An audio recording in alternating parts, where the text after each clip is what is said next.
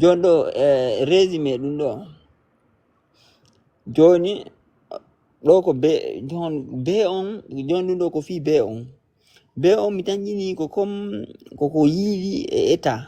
état hunde voilà mi tanjini ko ɗum bo on kala ko fuɗɗori bo on haray koko maɗum ko mari o silab ɗo o bo haray koko arti eko jogindirta piiji ɗiɗi wano sa ni bobo ko jogindirɗo nene baba en fait ko résumé yimɓe ɗiɗo boɓi koko jogindiri koye ɗen e dow on bolol koko jogindiri ley bolol e dow bolol bowal ko jogindiri wonde peeji ɗiɗi ko boɓe busnowa keerol hakkude région ji ɗiɗi wawi bowe go voilà donc bo on koko jogindiri hundeji ɗiɗi voilà joni ba on koko suuti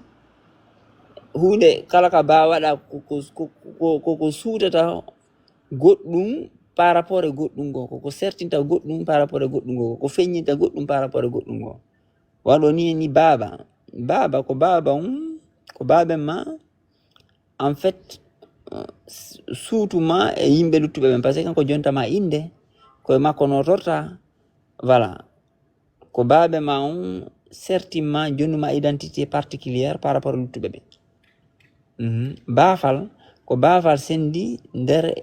e yaasi biyon koko yiili eko hunde wonde ka fuɗɗode won say ni bimbi hunde nde wayi ka fuɗɗode ko bimbi ko non fuɗɗi mais sinama biyon haray no woodi sifare nden no waoyta après no wayloyto ƴetta kadi none go kadi donc bimbi o wonto a ñallorma wonto a kikiɗe wonto a jemma bindi ko non ati bindi ko nder bindi après no évoluer ta wonto a defte et tout ça après ça inni ɗo noon kadi be on ko état sakkitiɗon ko sifare hunde en tant que dernier étape sakkitiɗon en fait par ce que sa inni wanɗo par exemple goɗɗo no bewi ko goɗɗo mo landata ko conseil hay goto nanta hay goto waɗa yeeso makko donc ko woni ɓaawa makko woodi mais ala hay fus ko woni yeeso makko woni kanko woni dernier étape on sa inni goɗɗo o woni ɗum comment on appelle ça beleɗe haray ko plaisir ma on e no wonkima kin faalirano ala e taskitade ko goɗɗo go yiɗi ma faala koko yiɗɗa o faalɗa kon so inni beppe koko sakkiti kon ɓawde ñamuɗa sa ñaami après waylo ñamete on waylo ha dernier étape on ko beppe on so inni belen ko ɗum noon sakkitoto foccade le on ko foccagol ngol jonde seppa ko howru ndu gattotoɗa townude parti koyngal ngal ha ka howru parti ka boɓi ha ka howru ko ɗum ɗum gattoto wiccade ƴawra wa yeeso dow après beleru ndu focco ko ɗum woni be len ko kayru sakkitoto foccade mais andi ko parti ka howru ha ka boɓi ko non atoto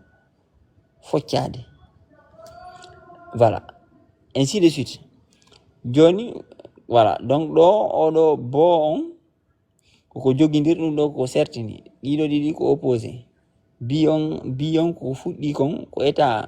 ka fuɗɗode ko yilli ko idée fuɗɗode nden maɗum débit on forme ka débit maɗum état on ka débit be on ko état on ka fin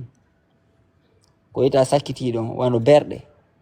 andi ko sakkitode neɗɗon ko sakkitode nden o maayi ka berɗe yahata berɗe woni dernier état on woni dernier lieu d'habitat on andi wano birki ko ndo woni fuɗɗode suudu ndu ko non ko birkir nden fuɗɗorte koko fuɗɗorte kon bi on bagi koko ñowaka kon no bagi on hono de ko no ba on koko suutata hunde nden par rapport e hunde go hombo exemple de ka jonnano ɗo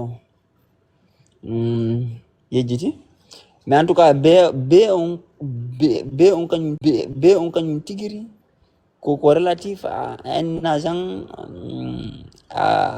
d'état ou bien voilà ko état ko relatif à l'état ou bien à l'agent ko relatif à un état parce que D on har ko dynamique ko D on kañum lettre D on ko relatif à la dynamique ko évoluata ko relatif à quelque chose dans le sens que no évolua B on ko relatif à quelque chose dans le sens où ça renvoie à un état. Voilà. Donc bon koko jogindirta koko woni pont hakkunde piiji ɗiɗi ba on koko suuti hunde par rapport hunde ko certaini piiji non ɗiɗo ɗiɗi lutodiri voilà oɗa ko opposé oɗa bi on koko fuɗɗi ko holliri ka fuɗɗode ko yilti e fuɗɗode hunde be on ko yilti e lannode hunde ma haysina lannode sakkitoron e none ma sifare nden hunde ɗo voilà